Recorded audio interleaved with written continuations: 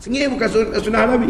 Nabi kata berilah salam kepada orang yang kamu kenal ataupun orang yang tidak kamu kenal, kerana ia mendoakan orang Islam. Assalam ni ada banyak uraian ulama. Sebab assalam, pertama kita doa supaya dia sejahtera. Kedua, assalam ni disebut oleh ulama-ulama hadis sebab dia nama Allah. Bagi kita nak berzikir tak rajin. Jadi kalau dalam satu hari kita menyebut assalam ni 20, dah jadi 20 kali kita menyebut nama Allah. Assalamualaikum, Assalamualaikum, Assalamualaikum. Dah 20 kali. Berapa 20 kali dah sudah menyebut nama Allah.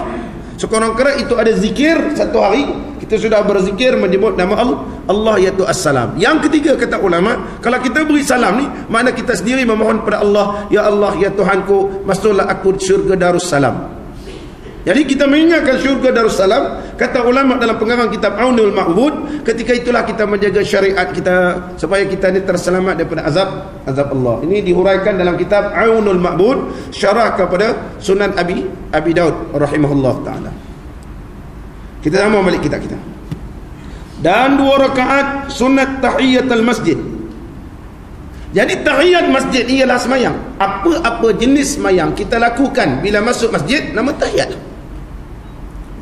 Contohnya kalau kita baru ambil uduk, masuk masjid, semayang sunat uduk, tahiyat masjid lah nama dia. Itulah tahiyat dia. Apa-apa jenis semayang kita laku dalam kita masuk masjid, contohnya semayang sunat mutlak, tahiyat masjid lah. Sebab itu penghormatan masjid ialah semayang. Penghormatan masjid ialah semayang. Apa-apa jenis semayang dilakukan bila masuk masjid, tahiyatlah nama dia. Itulah dinamakan tahiyat.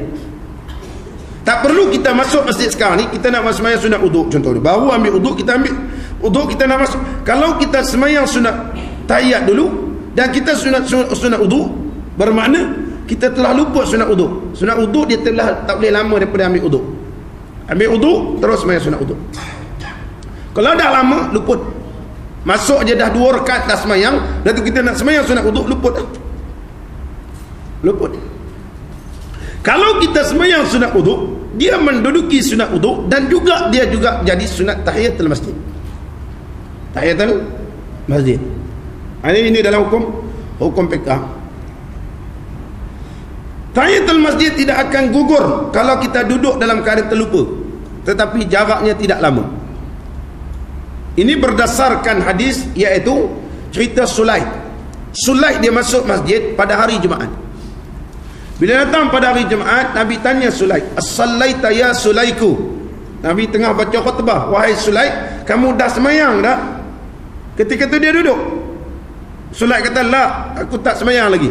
"Shalli raka'atain." Nabi kata, "Semayang 2 rakaat." Semayang 2 rakaat. Sulaik pun semayanglah 2 rakaat. Bermakna tidak gugur semayang tahiyatul masjid walaupun imam sedang baca khutbah. Ini yang dipegang oleh Al-Imam Syafi'i radhiyallahu an. Sebab berdasarkan hadis Sulaik, ada hadis yang paling sahih. Hatta Nabi ni tegur orang tengah makna kata ulama, Nabi menegur para sahabat walaupun meninggal benda sunat. Sampai begitu Nabi mendidik sahabat ni. Apatah lagi benda mungkar. Kalau benda mungkar dah tentu Nabi lagi sebut dalam khutbah. Tinggal benda sunat pun Nabi kata, kau dah semayang sunat? Belum semayang, tengah baca khutbah. Ada pun pandangan di kalangan mazhab Maliki, apabila imam baca khutbah tak ada tahiyatul masjid, duduk. Sebab bertentangan dengan satu firman Allah, "Wa idza quri'al Qur'anu fastami'u lahu wa ansitu la'allakum turhamun." Apabila dibacakan Quran, maka naklah kamu dengar. Dan khutbah itu diantaranya ialah bacaan Quran. Duduk je. Duduk. Mana yang lebih kuat? Kuatnya adalah hadis lah. Ayat Quran itu umum, wa idza quri'al Quran Quran. Betul, macam mana pula kita menguraikan Quran itu jadi khutbah? Jadi pandangan yang lebih kuat iaitu semayang juga tahiyatul masjid, tetapi secara ringan.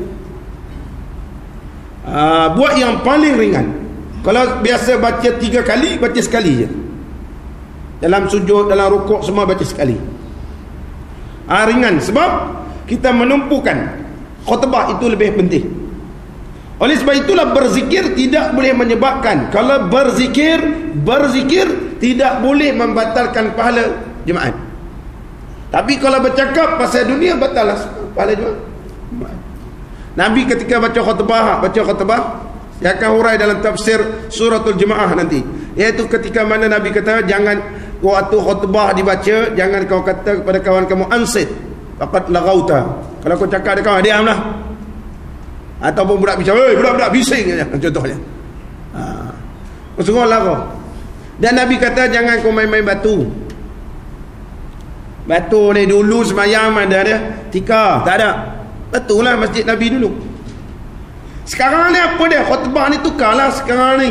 Sebelum baca khutbah, Nabi SAW bersabda, barang siapa berkata ketika khatib baca khutbah, diam maka sungguh laralah. Dan barang siapa main-main batu maka laralah jemaatnya.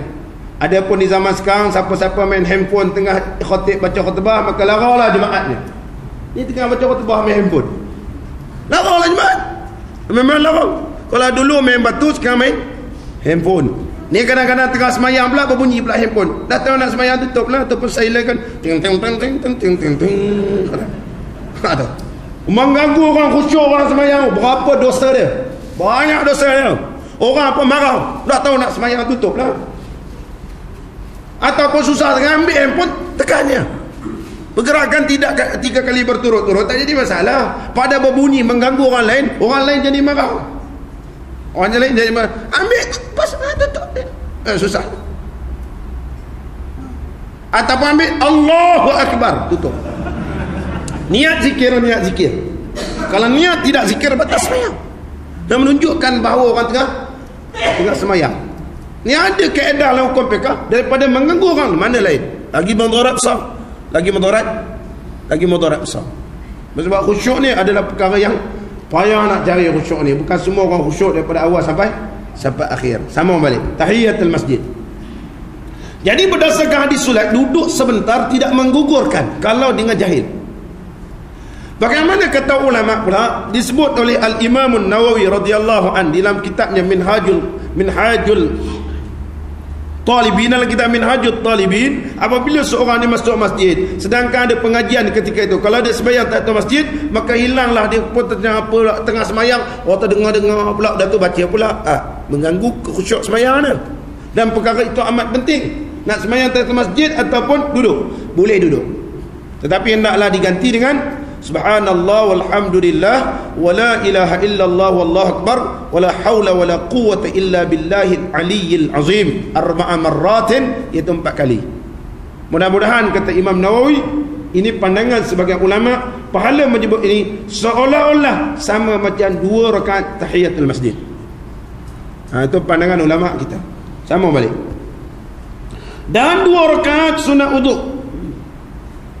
Apabila kita mengambil uduk berdasarkan hadis Nabi, man asbaghal udu'a summa yusalli rak'ataini, apabila seorang itu menyempurnakan uduk. Apa makna menyempurnakan uduk?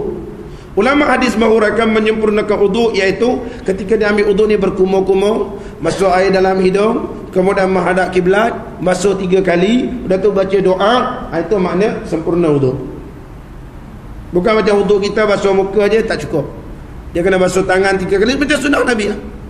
Basuh, berkumur-kumur, masuk air dalam hidung, buat segala sunat ni. Summa yusalli rak'ataini, kemudian dia sembahyang 2 rakaat. Dia bukan sembahyang sunat uduk.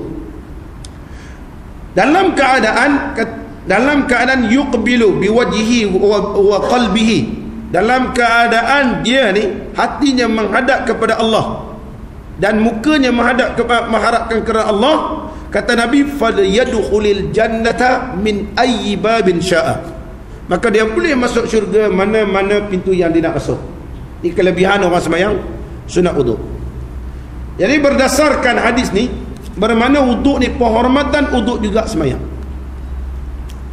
Sekiranya kita mengambil uduk, kita sembahyang, apa-apa jenis sembahyang, ia dinamakan menghormati uduk. Contohnya kita sembahyang ambil uduk sekarang ni, kemudian kita sembahyang sunat qabliyah isyak, jadi dia jadi juga sunat uduk.